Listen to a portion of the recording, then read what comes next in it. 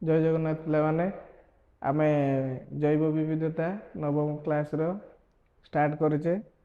Fast video जो माने देखिन लिंक रे जाए वीडियोटा देखि नबो। आज हूँ पार्ट 2। प्रथम आम पार्ट 1 ले पढ़ी जैव विविधता क्या कह जाए, तार उदाहरण एवं जाति कौन प्रजाति कौन से विषय पढ़ी। आज पढ़ा जो श्रेणी विभाग पदानुक्रम पार्ट 2 एटा अच्छी। चलो स्टार्ट करिए। पिला माने श्रेणी विभाग पदानुक्रम कहले कौन बुझा ना एक बा एकाधिक जाति मिसी जदि मिसी गोटे नुआ गोटे कौन गठन करेंगे, प्रजाति गठन करेंगे। से ठीक से एक बा एकाधिक प्रजाति मिसी कौन हम ना गोटे वंश गठन करती। एक एक वंश मिसी कौन हम ना वर्ग गठन करेंगे। पुणी वर्ग वर्ग मिसिक कौन हम ना श्रेणी गठित हम। से अनेक श्रेणीर समाहार कौन हम ना पर्व गठित हम। अनेक पर्वर समाहार कौन जीव जगत गठित हो। यहाँ तुम गोटे परीक्षा रे आसे जे प्रजाति क्या कह जाए, वंश क्या कह जाए, वर्ग क्या कह जाए, श्रेणी क्या कह जाए। ये तो पर्व क्या कह जाए, जीव जगत क्या कह जाए तुम जापर। नेक्स्ट रोज पिला माने ना तुमर जे बृहत्तम विभाग सबुठारु है कौन पर्व। आमे सबुठारु बड़ कौन है तुम पर्व माने प्रजाति वंश वर्ग श्रेणी शेषर सबुठारु बड़ कौन है बृहत्तम विभाग पर्व। सबुठारु क्षुद्रतम विभाग कौन है ना तुम जाति। समस्त जीव जगत को प्रथमे आरिस्टोटल दुईटी जगत भाग करथिले। कौन प्रथम थिला कौन ना प्लांटी। प्रथमटे थिला तुम प्लांटी जोटा कि तुम उद्भिद जगत कहला। आउ द्वितीय रहा एनिमलिया जोटा कि प्राणी जिते प्रकार समस्त प्राणी से रोते। जानी ना पिले प्रथमे दी भाग भाग कर परवर्ती समय वैज्ञानिक E.H. हेकेल 1844 मसीह आउ गोटे विभाग को जोड़िले। तार ना कौन देथिले सी मोनेरा बोली देथिले। चतुर्थ विभाग कौन है ना भूल कहली तृतीय विभाग जोड़ी थे कपेलैंड। चतुर्थ विभाग नाम देते कौन हो मोनेरा देते। रॉबर्ट हुक व्हिटाकर 1959 मसीह कबक को जोड़ी पंचजगत विशिष्ट करते। ये ना लिखिदे तृतीय विभाग को सी प्रतिष्ठा देते। कौन प्रतिष्ठा देते मन रख। प्रथमे थिला दुईटी विभाग जोड़ा कि तुम हूँ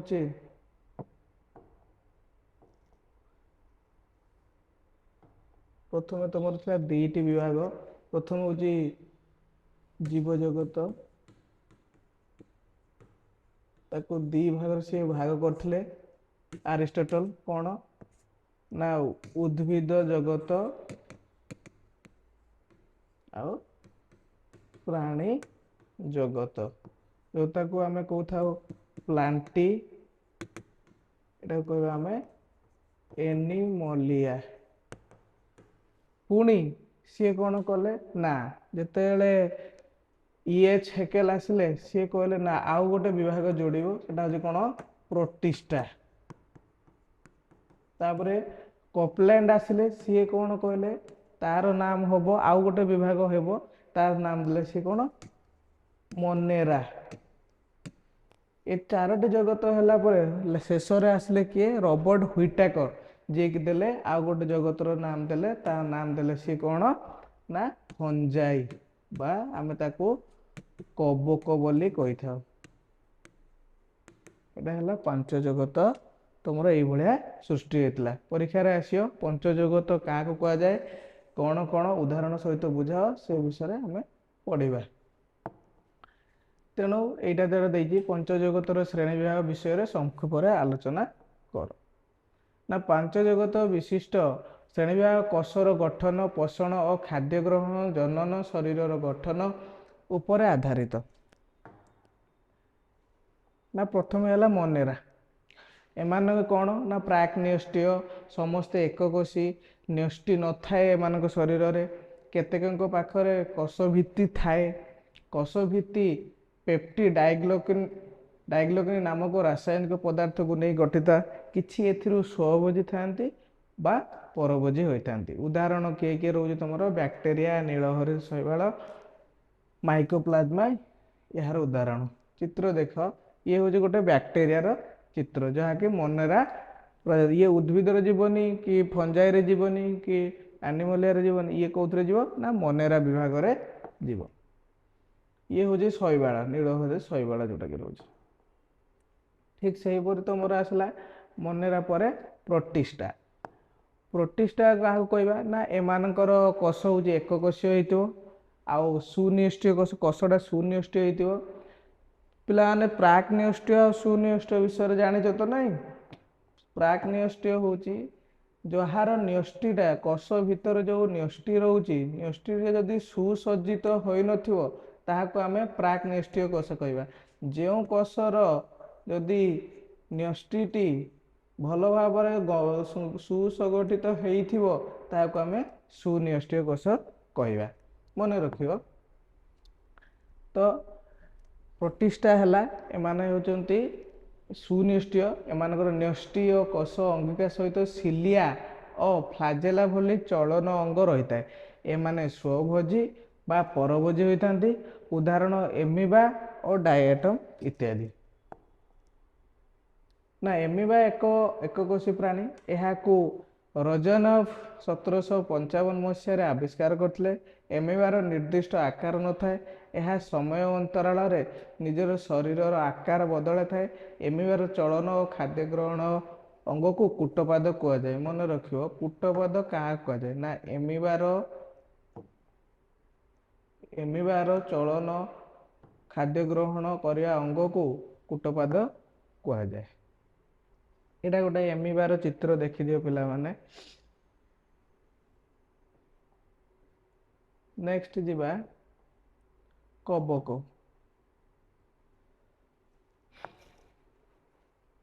ପ୍ରୋଟିଷ୍ଟା ଗଲା, ଯିବା ଆମେ କବକ। କବକ ଏମାନଙ୍କୁ ଆମେ ଫଞ୍ଜାଇ ବୋଲି କହିଥାଉ। ଏମାନେ ପରଭୋଜୀ ହୋଇଥାନ୍ତି, ନିଜ ଖାଦ୍ୟ ନିଜେ ପ୍ରସ୍ତୁତ କରିପାରନ୍ତି ନାହିଁ। ସାଧାରଣତଃ ମୃତ ବା ପଚା ସଢ଼ା ଜିନିଷର ନିଜର ପୋଷଣ ସମ୍ପୂର୍ଣ୍ଣ କରିଥାନ୍ତି, ତେଣୁ ଏମାନଙ୍କୁ ମୃତୋପଜୀବୀ ବୋଲି କୁହାଯାଏ। କବକ ଓ ଶୈବାଳମାନେ ପରସ୍ପର ନିଜର ପୋଷଣ ପାଇଁ ଏକତ୍ର ବାସ କରନ୍ତି। ଏହାକୁ ସହଜୀବିତା କୁହାଯାଏ। ନା କ'ଣ ହେଲା? କବକ ଆଉ ଶୈବାଳ। ଶୈବାଳଟା ତମର କେଉଁଥିରେ ଗଲା ନା ତମର ହେଉଛି ପ୍ରୋଟିଷ୍ଟା, ମନେରା ଶ୍ରେଣୀରେ ଗଲା ହେଉଛି କ'ଣ? ଶୈବାଳ। କବକ ଇଏ ଗୋଟେ ବିଭାଗ।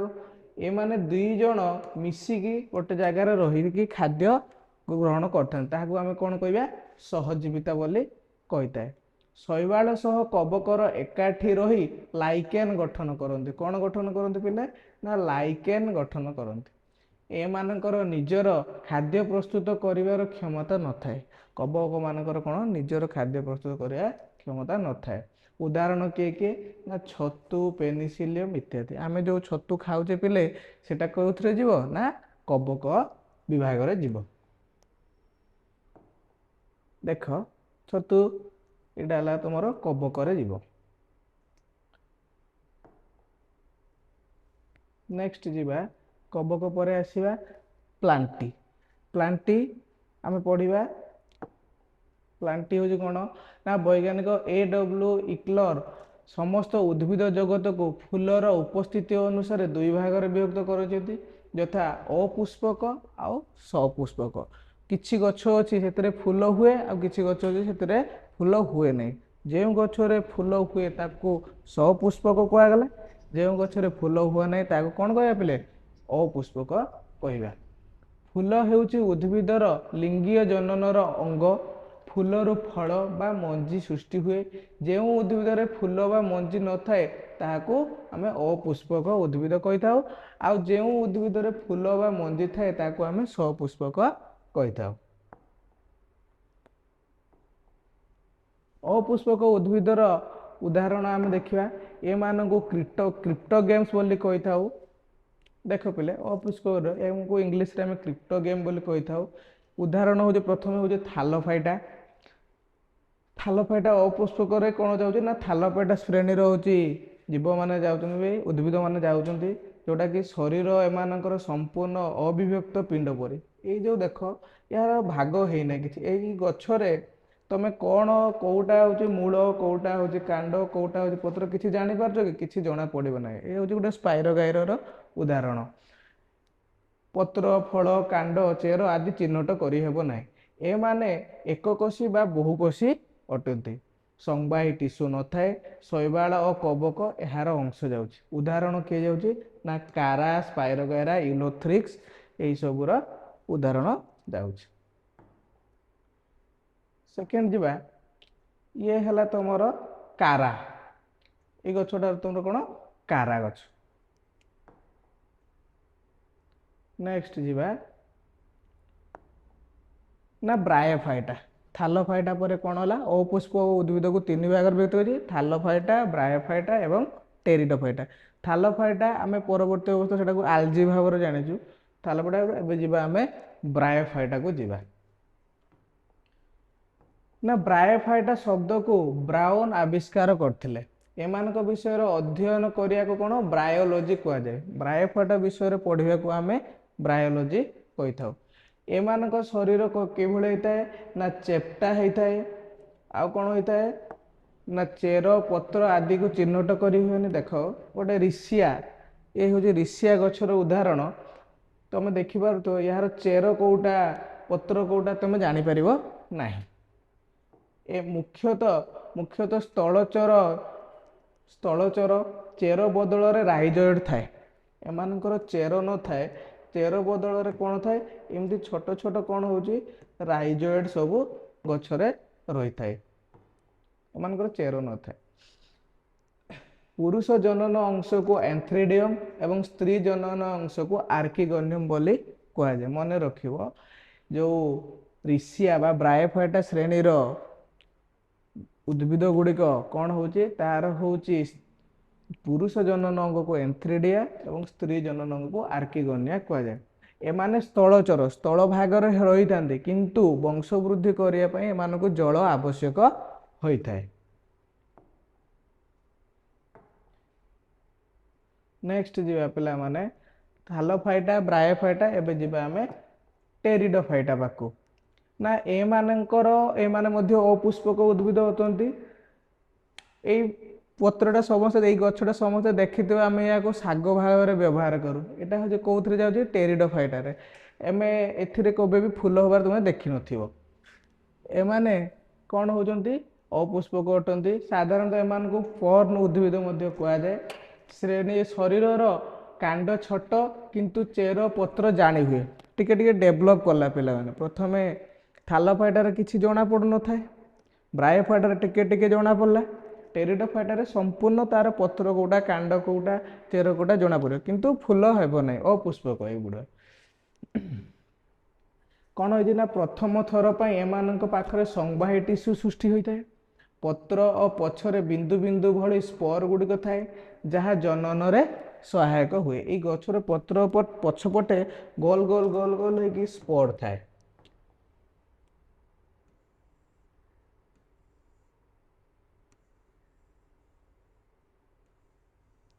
ये पछर रही ये कौन हो ना छोट छोट गोल गोल हो या पछपटे सब स्पर थाए ये पुणी नुआ गछ पिले सृष्टि होता है या कौन कह स्पर स्पर बा रेणु कह। नेक्स्ट देखा ए माने उभय जल बा स्थल सन्तोषतंतिया स्थान देखा जाए जो जो दल भाया थी से जगार एम देखा जाए कौन उदाहरण हो मार्सिलिया यहाँ मार्सिलियार उदाहरण असमुंडा टेरिस साल्विनिया यही सबूर तार उदाहरण रोचे यहाँ गोटे गछ रोचे एति तुम टेरिडोफाइटार उदाहरण।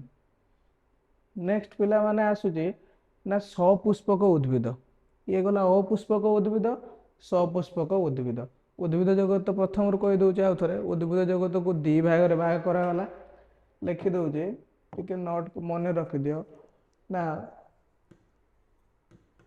उद्भिद जगत को दी भाग रे भाग कराला कौन है सपुष्पक आउ अपुष्पक बुझीगला सपुष्पक को है दुई भाग रे विभक्त कराला गोटे है जिम्नोस्पर्म आ गोटे हूँ एंजियोस्पर्म